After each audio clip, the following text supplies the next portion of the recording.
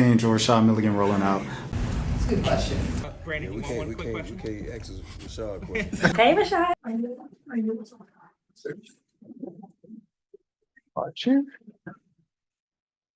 Oh, we meet again.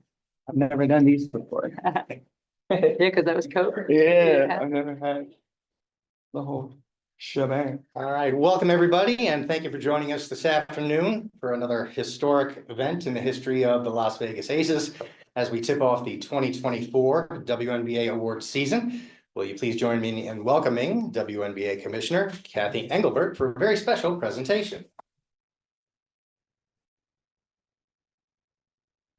Great to be here in Las Vegas as we close out a record-breaking season and we tip off the 2024 WNBA playoffs presented by Google. But the reason we're here is to award the 2024 Kia WNBA Most Valuable Player to A'ja Wilson, making her the first unanimous MVP since Cynthia Cooper in the league's inaugural season in 1997. It's safe to say that A'ja ran away with this award this season. She was named the Western Conference Player of the Month 4 times and was Western Conference Player of the Week 5 times. Along the way, A'ja etched her name into the record book time and time again, most notably setting the WNBA single season scoring record, averaging 26.9 points per game and breaking Diana Taurasi's nearly 20-year-old record. We all know that A'ja is more than just one of the best scorers in league history. She impacts every facet of the game at a high level. As the two-time Defensive Player of the Year, A'ja led the league this year in block shots for the third straight year with a career-high 2.6 blocks per game. She was second in the league in rebounds per game with 11.9, also a career high. So with that, thank you to Kia for sponsoring the award and A'ja. I remember my first full season as commissioner walking in that room in the Wubble presenting you with your first MVP award. So here we are again. Congratulations for being named the Kia WNBA Most Valuable Player for the third time in your career. Congratulations, and A'ja Wilson, everyone.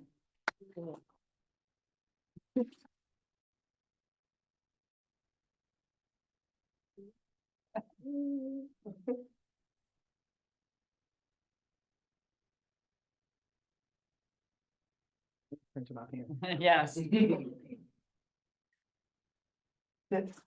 Oh, yeah, let me grab. Oh, I'm gonna put this later. Oh.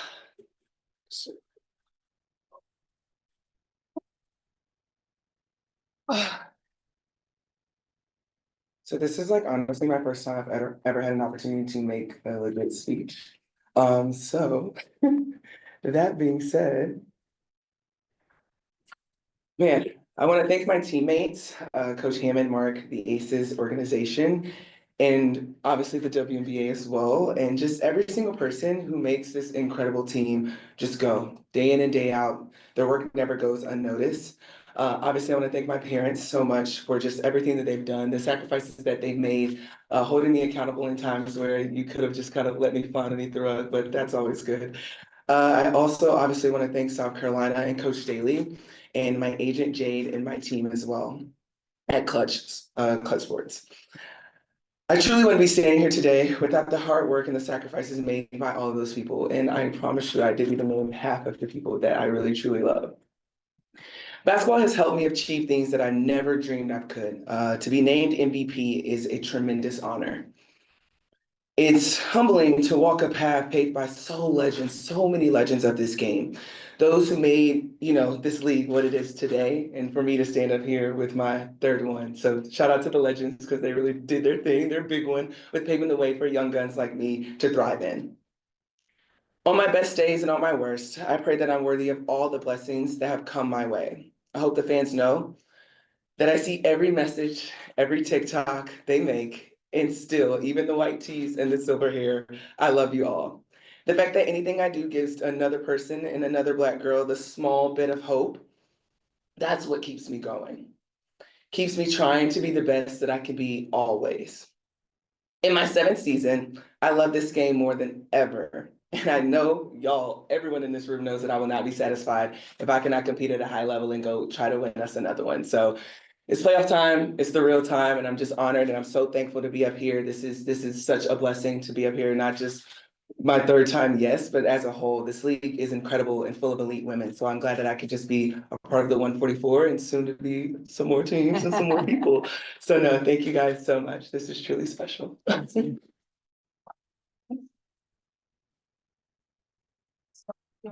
Oh, yeah, let's do it. My feet hurt, so we're gonna have to make this.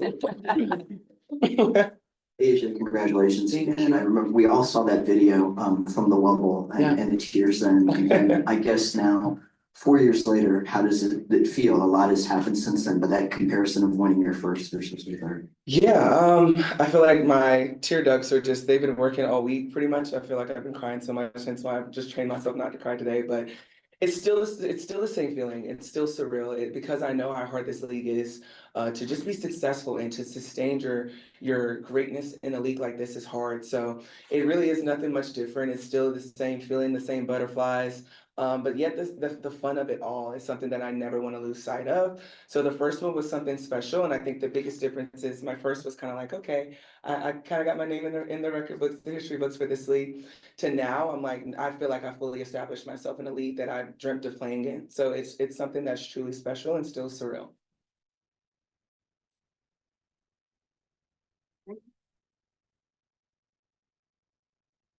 Hey, Bye.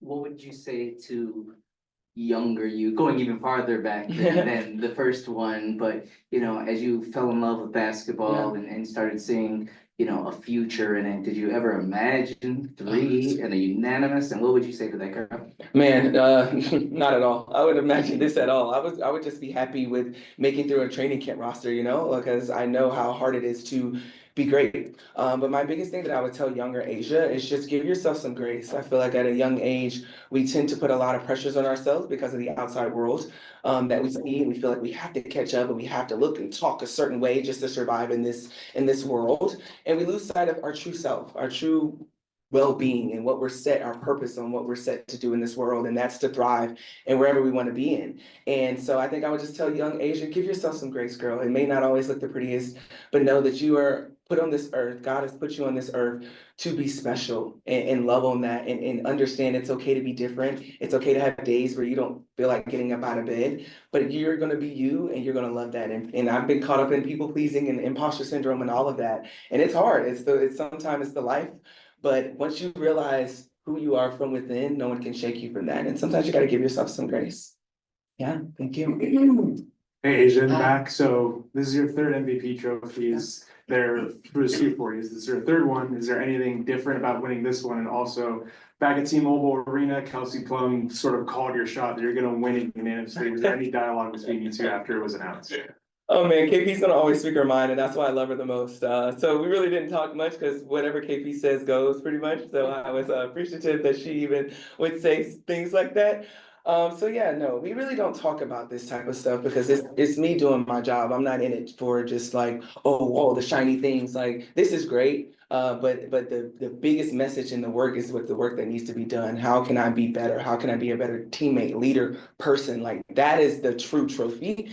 So I think that is just the biggest difference between this one and the other ones is this one's silver, it's a little chrome, she's got a little top button going on, which is cute. But no, the trophy in itself is something tangible, but it's the intangibles that I really like to focus on, and just the reality of just keep working hard. Hard work truly pays off. I've got a question from, kind of a tough doubleheader with our locals It's all today. Just want to ask you about how this time last year, we were talking about someone voting you fourth. Yeah. And how you use that to motivate for the championship. Mhm. Did that motivate you individually this year, and how important is it to get it out of the way so it's not like your sole focus on looking at? Yeah, I've probably answered this question a gajillion million times. But no, obviously everyone knows about the fourth place vote, and it's something that I did kind of harp on in the beginning. But right around February-ish was pretty much when I kind of let it go. I kind of had like a eureka moment where I'm just like, you know what? Get out my feelings. Like put in the work, Asia. Make people leave no doubt about who you are and who you want to be in this league. And I think that is kind of what's the turning point for me. Where I harped on it a little bit, but at some point it's kind of like, all right, Asia, give it up. Like stop being sensitive. It is what it is. And I think once I did that and I started to tap into this mode of like, no, I need to be great, not just for myself, but for my team. That's what kind of just got the season that we had today. So yeah, I mean, it was really one of those things where I used it as fuel, but it wasn't something that was just going to define me in this season. Like I've worked my behind off to get to where I am today, with or without that fourth place vote. So I really don't even want to talk about it anymore because we are unanimous. All right, thank you very much, Yeah, Asia. thank Thank you, you. everyone. Thanks, Good luck tonight. Thank in the you. series. Thank you. I can't believe, so we didn't do one in 22 either? Oh, this is my first one. Yeah. Yeah. Maybe it was Sean Milligan rolling out. Yeah, we can't ask Rashad a question. Hey, Rashad.